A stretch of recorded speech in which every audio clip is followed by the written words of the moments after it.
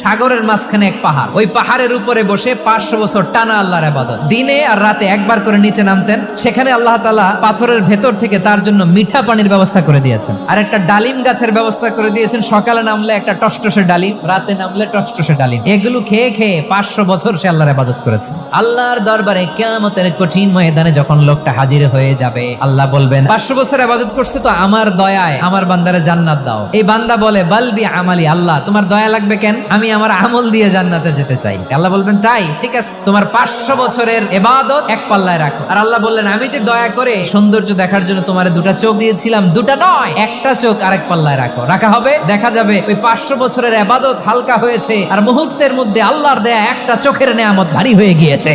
ফলাফল দেখো, হিসাব বলে তুমি এখন জাহান্নামে যাবা, যাও এবার জাহান্নামে যাও। এবার লোকটা কাচুমাচু করে বলে আল্লাহ এবার আমি বুঝতে পেরেছি তোমার দয়া ছাড়া দুনিয়ায় কেউ জান্নাতে যেতে পারবে না।